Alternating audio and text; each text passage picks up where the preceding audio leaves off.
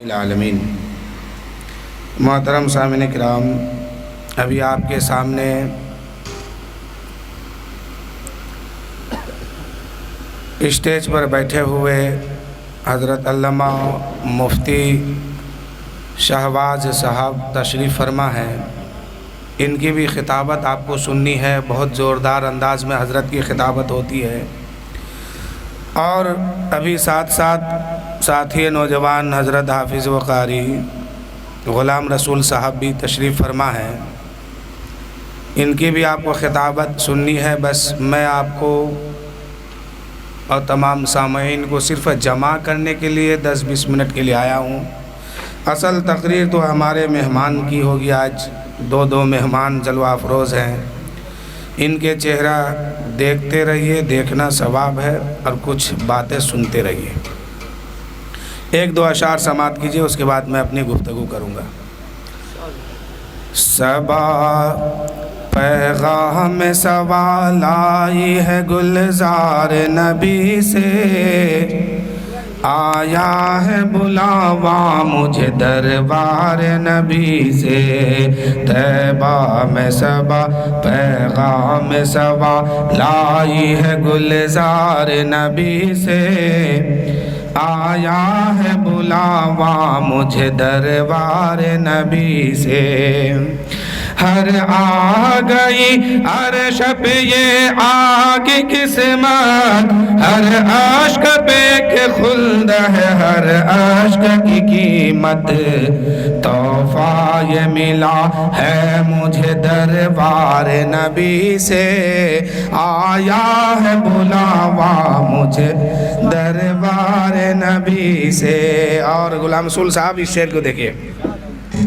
باتی نہیں ہمدم مجھے جنت کی جوانی، سنتا نہیں زاہد سے میں حوروں کی کہانی۔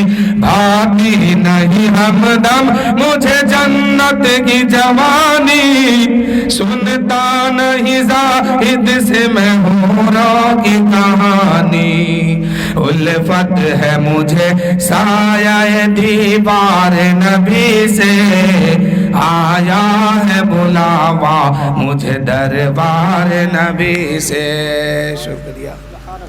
آیا ہے بلاوا مجھے دربار نبی سے۔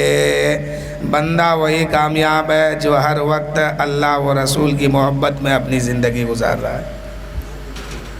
عاشق اسی کو کہتے ہیں جو اپنے محبوب پر جان قربان کرنے کے لیے ہمیشہ تیار رہے۔ آج دنیا دیکھیے اور ہم لوگ اپنے کو دیکھیں کہ چاروں طرف سے لوگ اسی قوم کو دبانا چاہتے ہیں۔ آئی لو محمد اگر بولیں تو بولنے سے روکا جاتا ہے، لیکن اسے پتہ نہیں ہے کہ یہ قوم وہ قوم ہے کہ اگر گھوڑا پر بیٹھ کر کے دریا پر ڈال دے تو وہ دریا پار کر جاتے ہیں پانی کے اوپر۔ ہر انسان، ہر مسلمان، ہر کلمہ پڑھنے والا، چاہے وہ عورت ہو یا مرد ہو، بوڑھا ہو یا بچہ ہو، ہر آدمی اپنے نبی سے سچی محبت کرتا ہے انشاءاللہ۔ اور نبی کی محبت ہی اصل ہے۔ محبت ہے تو سب کچھ قبول ہے، نہیں محبت ہے تو نماز بیکار ہے، روزہ بیکار ہے، سجدہ بیکار ہے، تلاوت بیکار ہے۔ تو ہر آدمی اپنی جان سے زیادہ اپنے نبی سے محبت کرتے ہیں۔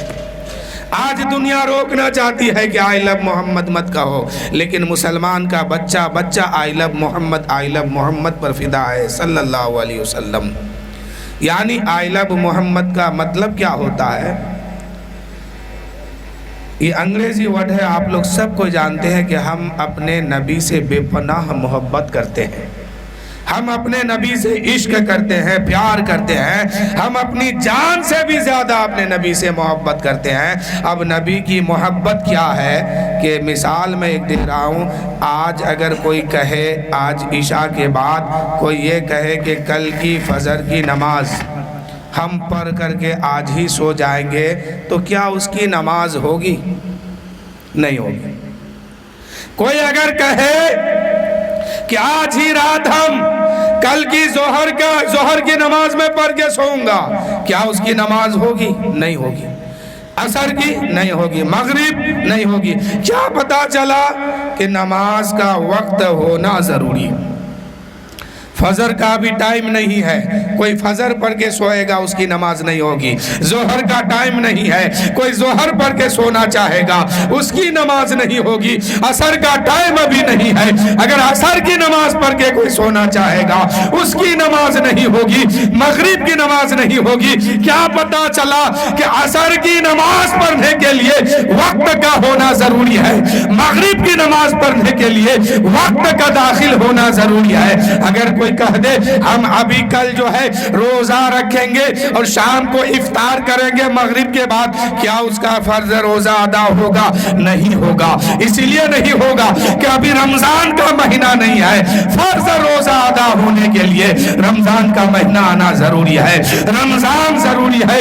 زکوٰۃ دینے کے لیے سال کا گزرنا ضروری ہے، حج کرنے کے لیے حج کا مہینہ ذی الحجہ کا مہینہ آنا ضروری ہے۔ اگر کوئی کہے گا آج ہم حج کرنے جائیں گے، حج اور طواف کعبہ بھی کر لیں گے، مزدلفہ بھی گھوم لیں گے، صفا و مروہ کا چکر لگا لیں گے، لیکن حج نہیں ہوگا۔ عمرہ تو ہو سکتا ہے لیکن حج نہیں ہوگا۔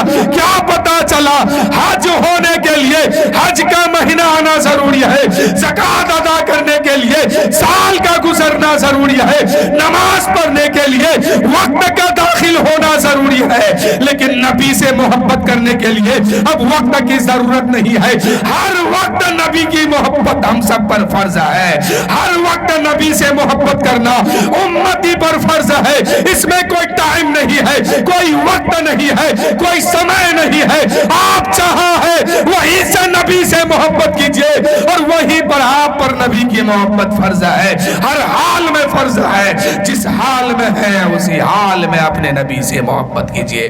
پتا چل گیا نماز کے لیے وقت کا ہونا ضروری ہے، رمضان کے لیے روزہ کے لیے رمضان کا ہونا ضروری ہے، زکوٰۃ کے لیے سال کا گزرنا ضروری ہے، حج کے لیے ذی الحجہ کا مہینہ آنا ضروری ہے۔ لیکن نبی سے محبت کرنے کے لیے کوئی وقت کی ضرورت نہیں ہے، کوئی ٹائم کی ضرورت نہیں ہے، ہر وقت امتی پر نبی کی محبت فرض ہے، ہر وقت نبی کی محبت فرض ہے۔ اے میرے دوستو، محبت ہوتی ہے قریب ہونے کے بنا پر۔ میں نے کہا یا رسول اللہ قریب ہے میری ماں، اللہ کے رسول کہتے ہیں نہیں مجھ سے کم محبت کرو، محبت مجھ سے زیادہ کرو۔ میں نے کہا یا رسول اللہ قریب ہے میرے باپ، آقا بولے ان سے محبت کم کرو، مجھ سے زیادہ محبت کرو۔ یا رسول اللہ یا حبیب اللہ، ماں کا چہرہ دیکھنے سے، باپ کا چہرہ دیکھنے سے اللہ تعالی حج مقبول کا ثواب عطا فرماتا ہے۔ آقا بولے ان سے کم محبت کرنی ہے، مجھ سے زیادہ محبت کرو۔ قریب ہے رشتہ دار، آقا بولے ان سے کم محبت کرنی ہے، مجھ سے زیادہ محبت کرو۔ یا رسول اللہ یا حبیب اللہ، محبت ہوتی ہے قریب کے بنا پر۔ قرآن اعلان کرتا ہے اے لوگو جاننا چاہتے ہو کہ تمہارے سب سے زیادہ قریب کون ہے؟ تو قرآن کہتا ہے النبی اولا بالمؤمنین من انفسہم۔ اے لوگو تمہاری جان سے بھی زیادہ قریب تیرا نبی ہے، تیری ماں سے بھی زیادہ قریب تیرا نبی ہے، تیرے باپ سے بھی زیادہ قریب تیرا نبی ہے۔ اللہ کے بعد سب سے زیادہ اگر قریب کوئی ہے تو وہ میرے رسول کی ذات پاک ہے۔ اب سمجھ گئے؟ اب نہ کہنا کہ یہاں سے سلام پڑھیں گے مدینہ پہنچے گا کہ نہیں، اب نہ کہنا یہاں سے درود پڑھیں گے مدینہ کیسے پہنچے گا۔ تمہارا نبی تمہاری جان سے بھی زیادہ قریب ہے، جتنی جان تمہارے جسم سے قریب ہے اس سے بھی زیادہ میرا رسول ہم سے قریب ہے۔ میرے رسول کا حق ہماری جان پر ہم سے زیادہ ہے، آپ کی جان پر میرے رسول کا حق آپ سے زیادہ ہے۔ قرآن کہتا ہے النبی اولا بالمؤمنین من انفسہم۔ اے لوگو تمہارا نبی تو تمہاری جان سے بھی زیادہ قریب ہے۔ اب محبت جو ہوتی ہے، اب یا قریب کی بنا پر محبت ہوتی ہے۔ قریب تو دیکھ لیے، ماں سے زیادہ قریب میرا رسول ہے، باپ سے زیادہ قریب میرا نبی ہے، نانا دادا سے زیادہ قریب، رشتہ دار سے زیادہ قریب میرا پیغمبر ہے۔ اب حسن کی بنا پر محبت ہوتی ہے، خوبصورتی کے بنا پر محبت ہوتی ہے۔ اب چلو ذرا دیکھتے ہیں دنیا میں سب سے زیادہ حسن والا کون ہے، سب سے زیادہ خوبصورت کون ہے؟ کس سے پوچھیں گے؟ چلو جبرائیل سے پوچھتے ہیں۔ اے جبرائیل امین بتائیے میرا نبی کتنا خوبصورت ہے۔ میں نے اس لیے آپ سے سوال کیا ہے، آپ نے اوپر دیکھا ہے، نیچے دیکھا ہے، کائنات کا ذرہ ذرہ دیکھا ہے۔ جبرائیل امین کہتے ہیں اے سوال کرنے والے سنو، میں نے اوپر نیچا کائنات کے ہر شے کو دیکھا ہے۔ خدا کی قسم مصطفیٰ جانے رحمت سے زیادہ خوبصورت اللہ نے کسی کو بنایا ہی نہیں۔ سب سے زیادہ حسن والا، سب سے زیادہ خوبصورتی میرے رسول کو دیا گیا ہے۔ میرے رسول کے جیسا کوئی نہیں، میرے رسول کے جیسا کسی کا چہرہ نہیں، کسی کا مکھرا نہیں، اور ہوتا بھی کیسے اللہ نے بنایا ہی نہیں۔ سب سے زیادہ خوبصورت میرا رسول ہے۔ علامہ محدث حق دہلوی لکھتے ہیں حسن کی بنیاد پر کہ اللہ نے جب حسن کو بنایا تو اس کا 100 درجہ کیا، 100 درجے میں رکھا، حسن کا درجہ 100 بنایا، 99 حسن کا حصہ کو ایک طرف رکھا اور ایک حصہ کو نکال کر ایک طرف رکھا۔ پھر ایک حصہ کو جو ہے آدھے میں تقسیم کیا، آدھے حصے سے پوری کائنات بنی ہے، سارے انسانوں کو آدھا حصہ دیا گیا حسن کا۔ آپ ذرا دیکھیے یہ آدھے حصے کا کمال ہے کہ اللہ نے پوری انسانیت کو آدھے حصے سے بنایا۔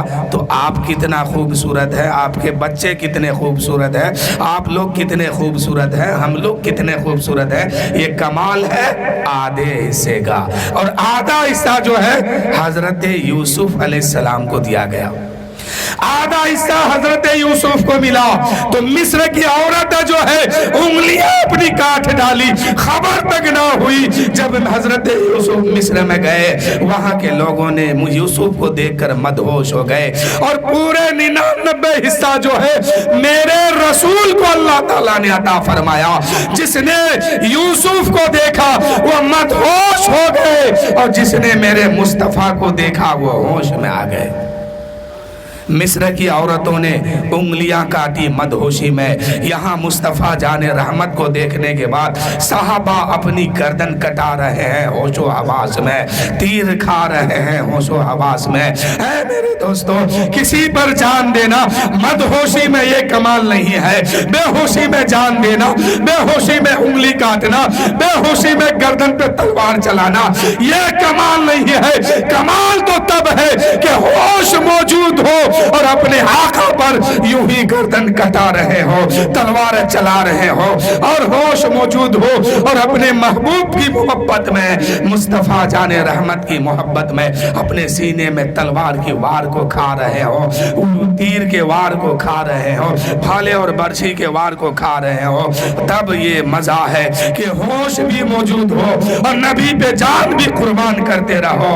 میرے دوستو، مصر والے نے یوسف کو دیکھا ہے، مدہوش ہو گئے ہیں، اور میرے نبی کو مکہ والوں نے دیکھا ہے، مدینے والوں نے دیکھا ہے تو ہوش میں آ گئے ہیں۔ ہوش میں کیسے آئے ہیں؟ یہی مصر، یہی مکہ والے جب میرے نبی تشریف نہیں لائے تھے اس سے پہلے کسی پیر کے سامنے ہاتھ باندھ کے کھڑا ہے، کہتا یہی خدا ہے۔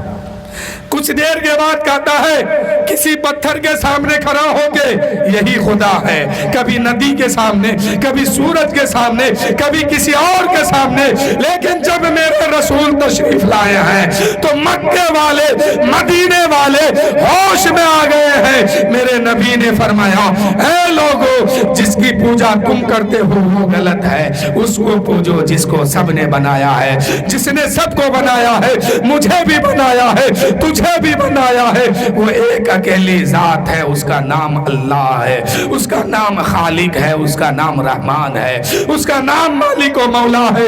وہ خدا ایک اکیلی ذات ہے، اس نے تجھے بنایا، مجھے بھی بنایا، اس لیے اس کی تم پوجا کرو، کسی اور کی پوجا نہ کرو۔ پھر مکے والے اور مدینے والے ایسے ہوش میں آئے، ایسے ہوش میں آئے کہ بدر میں اترتے ہیں صحابہ، خندق میں اترتے ہیں صحابہ، گھوڑے کے پیٹھ پر اگر سوار ہو جاتے ہیں، دریا میں ڈال دیتے ہیں گھوڑا صحابہ۔ پھر کہ کوئی کہتا ہے کہ دشت تو دشت ہے، دریا بھی نہ چھوڑے ہم نے، بحر ظلمات میں دورا دیے گھوڑے ہم نے۔ تو حضرات میں انہی چند جملوں کے ساتھ اب اپنی بات ختم کر رہا ہوں، اور میرے سامنے، آپ کے سامنے دو مہمان، دو بڑے شخصیت کے مالک یہاں پر جلوہ افروز ہیں۔ پہلے میں اپنے ساتھی محترم حضرت قاری غلام رسول صاحب کی بارگاہ میں دعوت سکون دوں گا بس اس شعر کے ساتھ کہ مذہب کے نام پر ظلم و ستم ہم نہیں کرتے، مذہب کے نام پر ظلم و ستم ہم نہیں کرتے، وفا کی آڑ میں سیاست ہم نہیں کرتے، اور وطن مٹی کے اندر جاتے ہیں تو غسل کر کے جاتے ہیں، وطن کی مٹی کو ناپاک ہم نہیں کرتے۔ آئیے حضرت